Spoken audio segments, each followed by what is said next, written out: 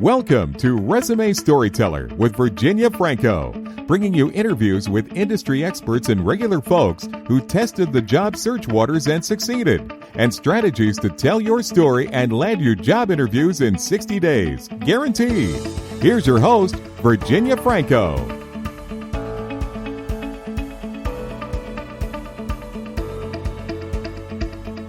Hello, everyone. I have with me my colleague, LinkedIn trainer, Kenneth Lang.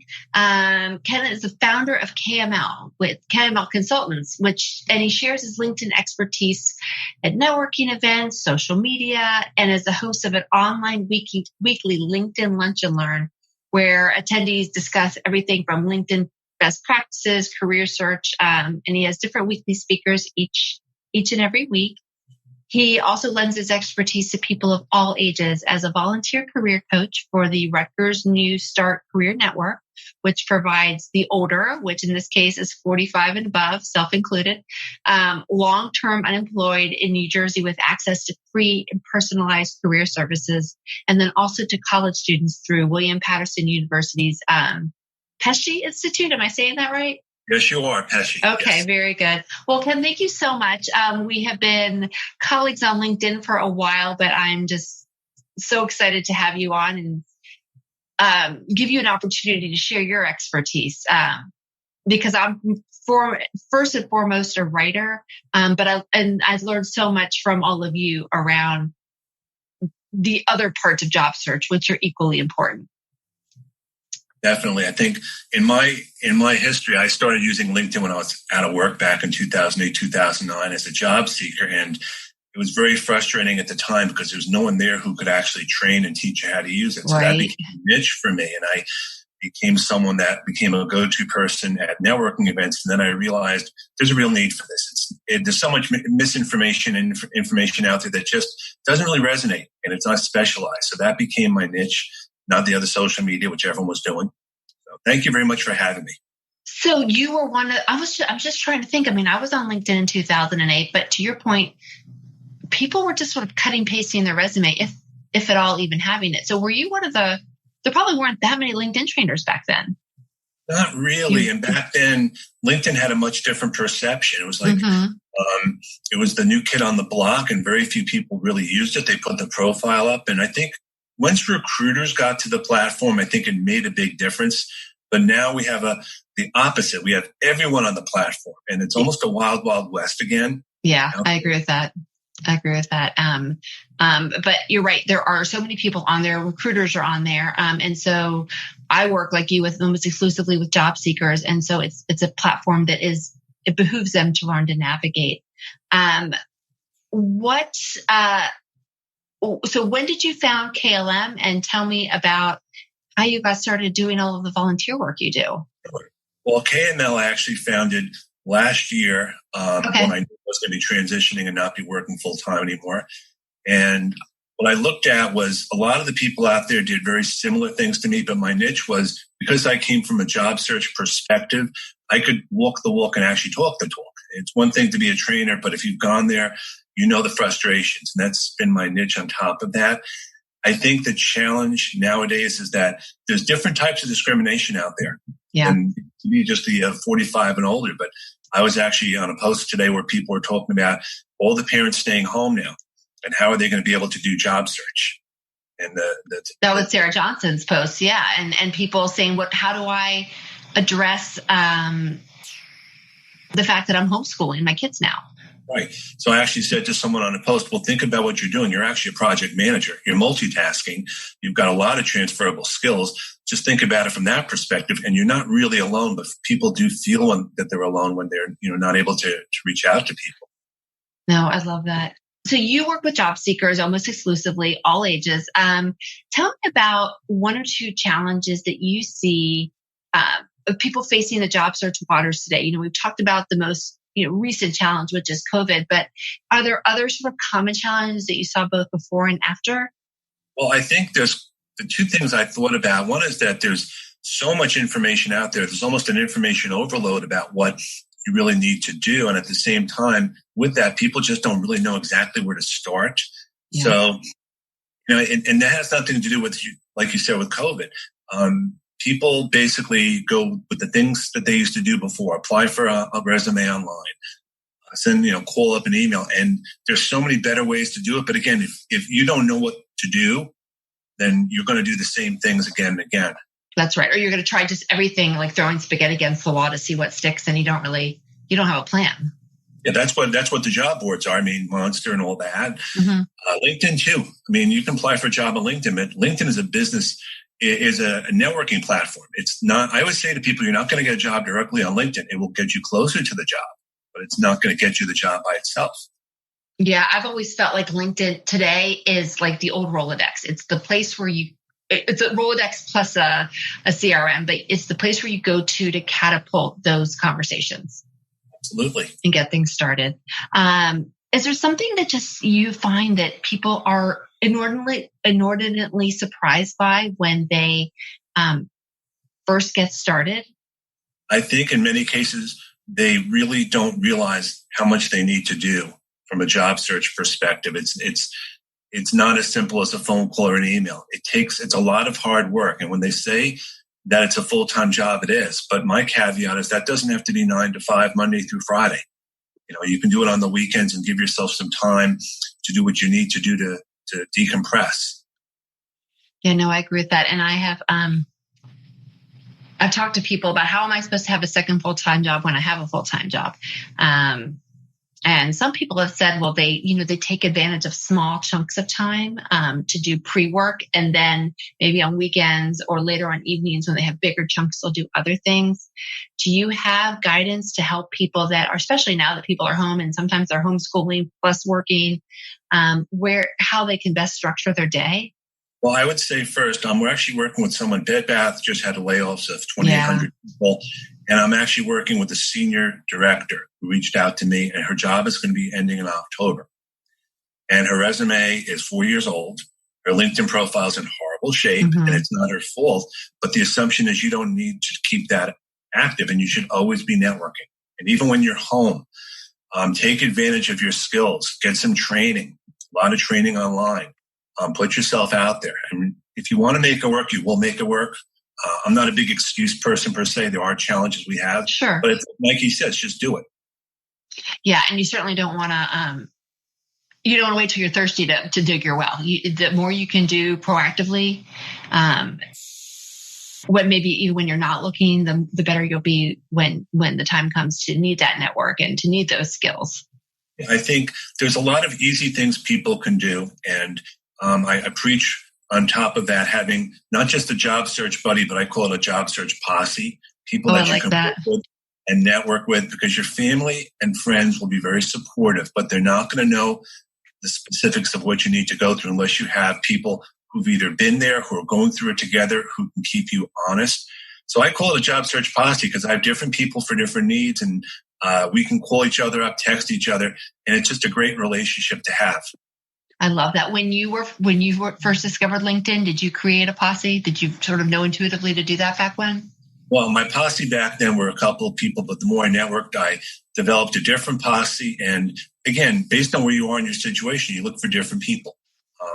One of my contacts now is actually out in Chicago, and we complement each other amazingly because I'm introverted, which may be hard for people to believe, but I am. And an extrovert.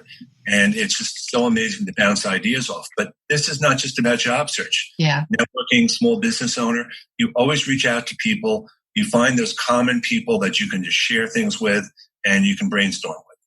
No, and I've had that throughout my career as a small business owner, a small group of people that we can bounce everything off of. It's a complete area of trust, and just having that is wonderful. And when you can share in the ups and you can share in the downs. And you're going to have those ups and downs. Yeah. And, and that's the thing. You can give yourself the pity party for the day, if you will. The sun's going to rise, but unless you're going through it with someone else, it's not the same thing, Yeah, absolutely. And it's hard to pick yourself off the floor from a pity party without someone else sometimes kicking you into high gear with that. Yeah, and the difference now is instead of going, let's say, to the Starbucks or the Panera, you do it online. I mean, we have a check-in meeting 8:00 in the morning about we just talk through stuff, and it's like 15 minutes. And that's it. We just kind of brainstorm that way, and it works out really well. I love that. People do that too. I have a WhatsApp group chat. Same thing. Definitely. And we talk throughout. So what advice do you have for someone that is in the beginning stages of thinking about making a career? How do you recommend they sort of get started? Because we talked about how people just don't know where to start. Well, I think if you're looking to go into a different career direction, find someone in that career now and talk to them about what they do. Especially if it's going to be a major pivot, because a job looks great from the outside. It looks exciting, but you want to make sure you at least have an understanding as to what the needs are. Because, again, it's going to be a perception on your end. You think it's a great job, and then they say, well, by the way, did you think about this? Yeah, grass isn't always greener. Absolutely. Do you think it's beneficial to find someone who's not only in that role now, but that maybe came to it from something different? Do you think there's any value in understanding how they were able to make that pivot? I would always suggest if you can set up like an informational conversation with someone just to brainstorm, that would be helpful too, because again, you're picking their brain, and most people love to talk about themselves. They love to talk about their companies, and you can get some information that way. I agree. How do you recommend they find those people? Are there certain sources that you refer people to? Well, honestly, the best way is to ask your friends, ask your family. You'd be surprised the amount of people that I didn't realize the jobs that they had until I met them, whether it was, let's say, at a school event or in town. I know them as a person, but then they're a manager at a company, and I never would have thought that. Yeah, right. Actually, you can even ask on LinkedIn. I think most people don't really understand that there's ways to engage on LinkedIn. I mean, I'm not a big fan of putting the open to work thing out there. But again, there's ways to do it. And if you're not sure, ask me, ask anyone. We are a very giving community. Yeah, no, I agree with that. I've gotten, since COVID, I have had an influx of people reaching out to me from my alma mater, from my undergrad alma mater, looking to make a change. I think that's another opportunity that people don't use. It's sort of an easy way to break the ice if maybe you don't know them, but at least you have that common ground. And join a LinkedIn group, because they all have all these different alumni groups there. And don't rule out Facebook in some ways. I mean, again, you want to look at and the other thing along those lines is make sure your Facebook profile, when you're looking for a job, speaks well of you, because people are doing searching for you all the time. Exactly. It's funny. I told my kids when they went to college, I'm like, if you're going to be public in your profiles, make sure it looks like you're volunteering all the time and being a fine, upstanding citizen, because people are looking. So we talked about how people should get started. What about that person who launched themselves into a job search and it's not going well? What advice do you have for them in terms of regrouping? First thing I would do, honestly, is get another set of eyes first to look at their resume, their LinkedIn profile right off the bat.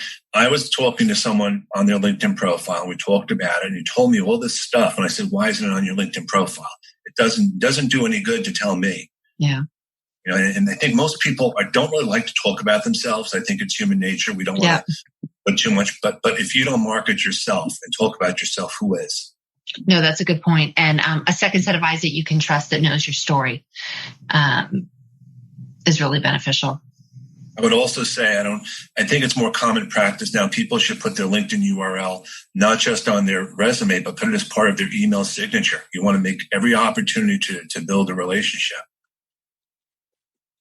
Make it easy for them to click on you. And because people do, the first thing they're going to do is they're going to search for you. So why not give them a place to search where you're controlling the narrative versus whatever might show up on Google that might be other social media site that you haven't taken care of, TikTok channels, whatever the case may be. Right. It's also a case of, you want to figure the value at it instead of these are my accomplishments, which is great. How, you want to tell the company what you can do for them. Yeah. How are you going to make their life easier? I think in different ways. It may not show on the resume, but that's where LinkedIn comes in. I can be your problem solver. I can do this. I can do that. Because they don't care as much about your background, especially now with so many people out. You want to set yourself apart. Yeah, I agree. Especially, not only can you can spell out your value. It allows, with resumes, you have the luxury of being able to share some details that maybe you don't want to share publicly on LinkedIn. but you can replace that with other information that sort of shows how you can solve their pain points. And I would also not worry so much about, you want to deal with the tracking systems and you want to make your resume keyword driven and all that. But most of the jobs now, we talk about the hidden job market. Mm-hmm. That's true. It's that I know about a job because someone reached out to me and never gets posted. And that's where networking comes in so handy, because you find out about things that you wouldn't find out about just by sending a resume out. I think that's the big challenge most people have is you hear the words, but how do you actually do it? That's right. No, and I feel like sometimes it's not only jobs that don't get posted, it's jobs that do get posted, but by the time they've already got a pipeline of people in the, a group of people in the pipeline that they have sourced through searches. So yeah, people go on and on about keywords and resumes, but like you, I have never felt like applying online should be the first point of entry. Keywords really can make a difference though in LinkedIn, because when you hit it right, the algorithm boosts your profile on searches.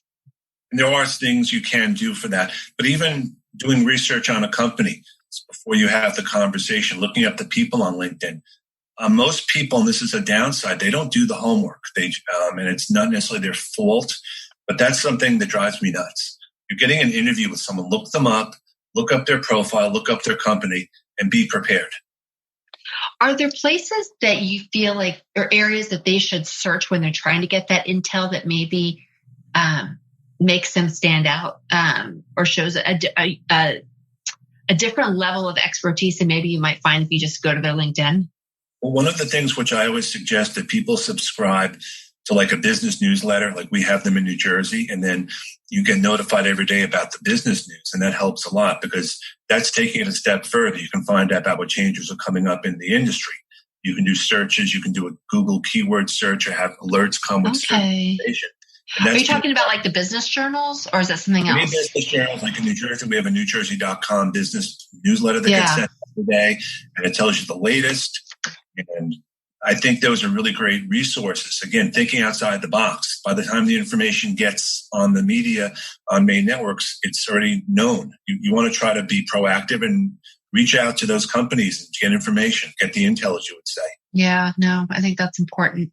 I've been surprised how many of my clients, the people that they're speaking with, actually they're recognizing the importance of being out in the public eye. So they've given speeches, their stuff's on YouTube.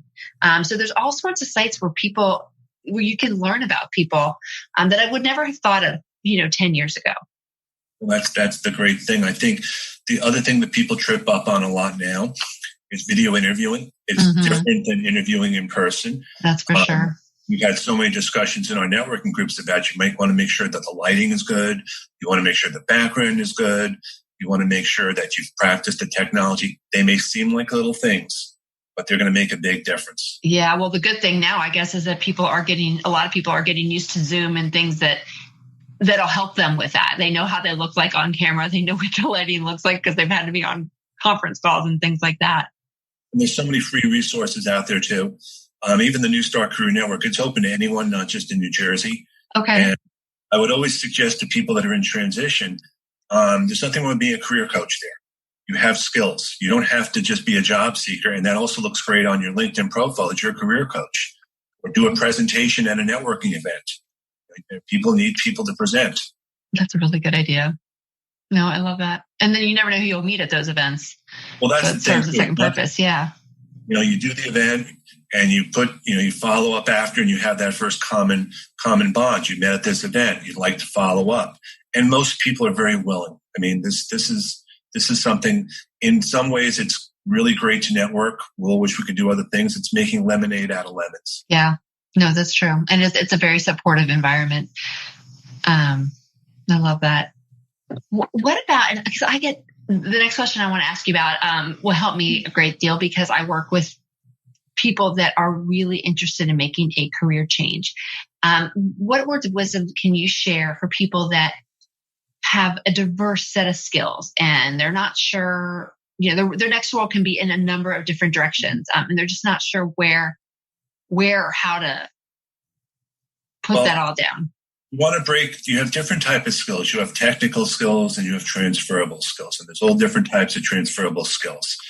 And I think in this day and age, especially, the ability to work with teams from all over the world is extremely important. There's actually a new position like called the remote project manager position, which is basically the same stuff that we were all doing before, but without the title. So think about the skills that you have. Don't sell yourself short, and don't worry about the title of the job. It's more about these are the skills I have. I would stay away from things like multitasker and very generic things like that. You can be, I've solved these problems by, whatever. I mean, the educational institution could be your home. I mean, to be honest, it doesn't have to be that you're homeschooling 4 kids. I mean, it's how you kind of portray it. Right. And what you just said, I think also is important, that when you're showing how you solve the problem and what the problem was and what the result was, usually those kinds of things are industry and job function agnostic. People go, well, that's what I need somebody to do. And it really doesn't matter what industry they're in. And that's a great way to show that your skills are transferable because you're solving common problems. And the common problems may not be in the workplace, but if they're at home or somewhere else, there's still problems you're resolving. Putting out multiple fires. I mean, however you want to portray it. Most people, they just think about the job and the job title and the responsibilities. What we do in our spare time, a lot of what we do is very transferable. Whether they call them now soft skills, if you will, be able to communicate with people and talk to people. And I think there's a big generational gap now with the people coming up in their 20s and 30s who lack those skills, not because they don't want to learn them, but think about how they were brought up. They were brought up much differently than we were. Well, and for years, the conventional wisdom, at least with resume writing, is don't spell out the soft skills. Don't focus on the hard and the technical skills, because that's what people are looking for. But when you are talking about how you solve business problems or common business problems, the soft skills really do need to get woven in there. You're displaying them by talking about how you did what you did. And if you read about the company in advance and you see something that's going on, speak to what the company is doing now and how you would help or support. No, I like that. And you're right that people, we don't have to, we can look beyond what we're doing and on the home front and look to what you did in volunteering in the home, while you're at home. When I write resumes for people that are returning to work after long gaps, that's what we focus on. And I guess it's really no different. And the other thing to think about, most hiring managers and recruiters really don't know how to interview, which because it's not something that they're really trained in. Right, they're not trained. Right, so they may not get the resume until right before the meeting, and still may not know. They're very distracted. So you want to smile, which is another big thing on a job interview online. You want to smile. You want to be excited. Because that'll show up the other way if you're like, You're right. And I interviewed a recruiter a couple months back, and he said, even though we get that the gig economy is a big thing and you're probably not going to stay that long, we still want to know that you're excited. And smiling and the tone of your voice really does convey that. Absolutely. And it used to be also, you want to make sure that you're dressed. I'll never forget the time I was on a phone call and someone actually said to me, let's just have a Skype right now. And good thing I was dressed, by the way, but because it may not happen the same way now, but you want to be prepared for any eventuality. No, absolutely. Well, that's funny. Well, the next question I want to ask you about, we talked about very briefly at the beginning, and it's the topic of discrimination. There's always been discrimination when it comes to hiring practices, age, ethnicity, gender, etc. What are your thoughts on how best to mitigate those barriers to entry or overcome them from a job seeker's perspective? You want to own the fact that you are who you are. I've talked to so many people 45 and older that really didn't want to even put their picture on a LinkedIn profile, and they want to hide things. Yeah. But let's face it, it's not going to help you to do that. And now there's a big discrimination against people who are not able to work right away because they're home and they don't know when they're going to go to the office, and places want people ready to start right away. You can't change what people's perceptions are, but you definitely can own who you are. And you don't want to bring certain things up in an interview because there's no reason to. Right. Right. You don't need to volunteer extra stuff. Absolutely. But you need to be ready to address it if it comes up. Yeah, like if someone says to you, well, you're out of work for a year, and it comes up, you don't dwell on it. Right. Just a sentence or two and that's it.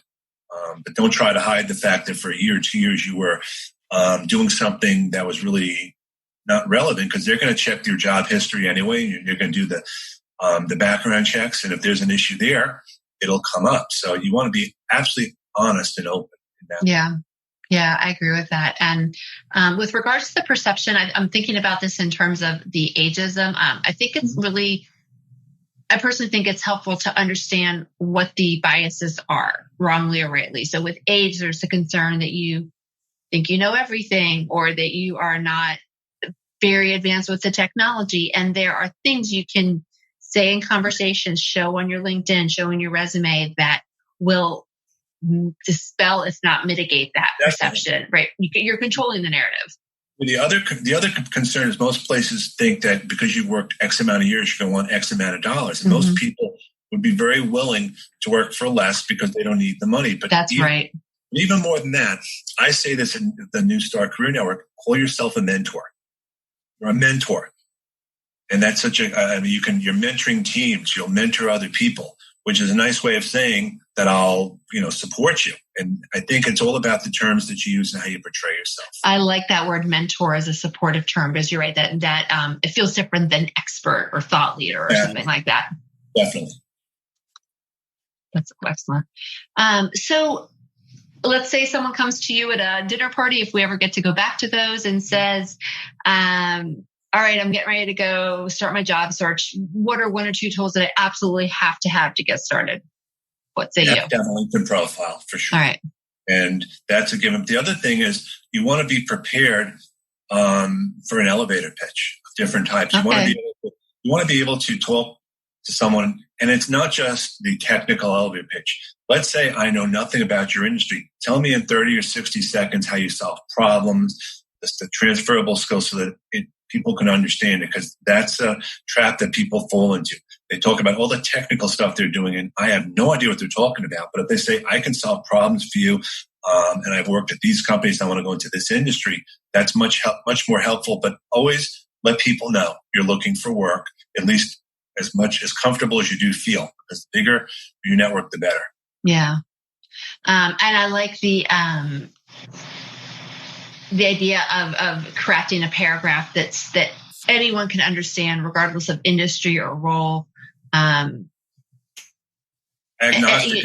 Agnostic. But you're right. So many people they're like, I don't want to tell everyone that I'm looking for a job. That makes me feel desperate, or, I don't. But when you are clear on how you solve problems and what you're looking for, what's an ideal environment for you to do that, then you're giving the person on the receiving end some guidance for how they can help you. And that's why having a job search buddy / posse is so important, because they're gonna lift your spirits up, you'll lift their spirits up, and it makes such a big difference. I agree.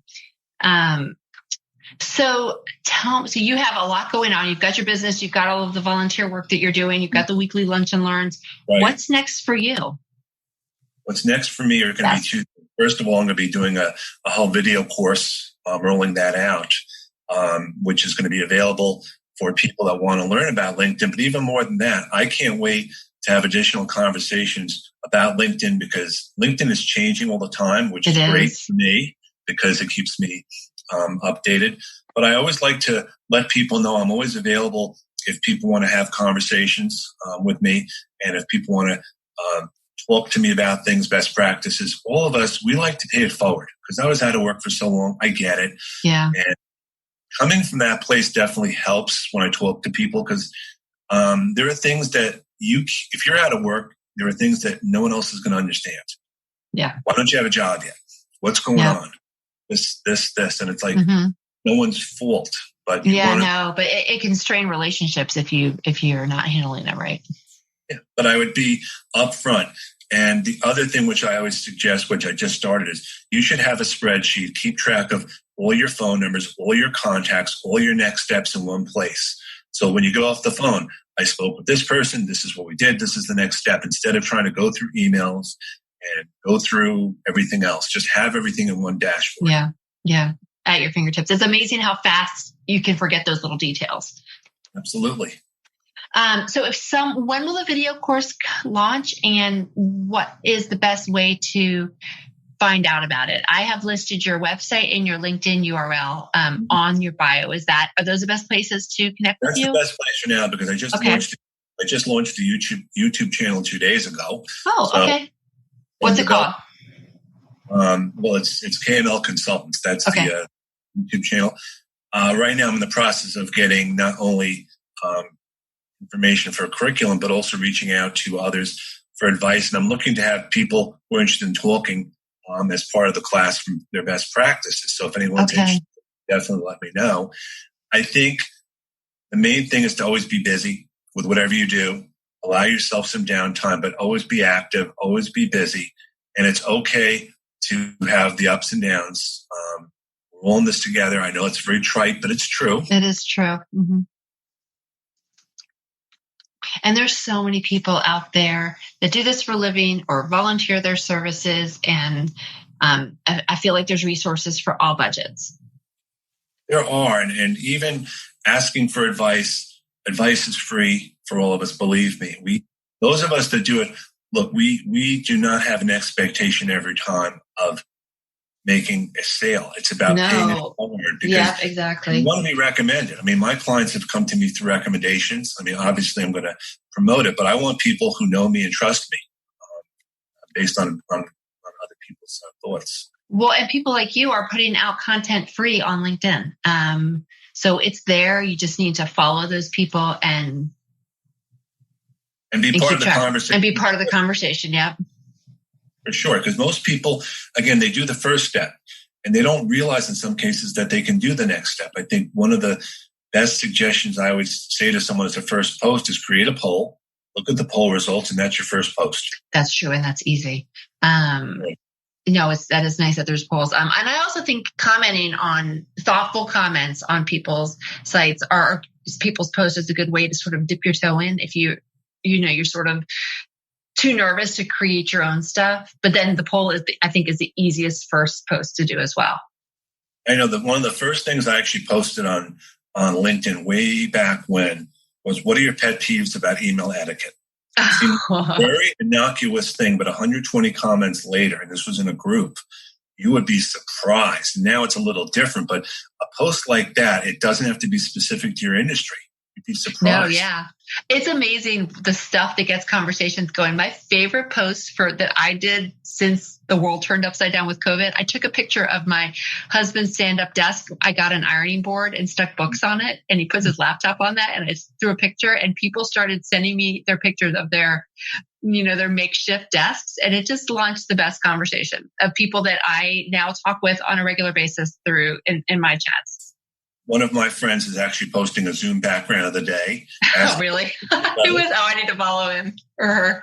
And then it's cool because I said it to her actually as a little bit of a joke. I said, Nancy, you always do a different Zoom background. Why don't you just post it every day and see what people think? That's brilliant. That's absolutely brilliant. Well, Ken, thank you so much. It was such a pleasure to speak with you. I love what you're putting out there on LinkedIn. I love the weekly lunch and learns. Those are free for everyone. I want you to come on there. I will. You just let me know when. I'd love that. That's great. All right. Well, take care. But have a great day. Stay safe, everyone. You've been listening to Resume Storyteller with Virginia Franco. To learn more about storytelling strategies to catch the eye of today's SCIM online readers, hiring and decision makers, go to www.virginiafrancoresumes.com.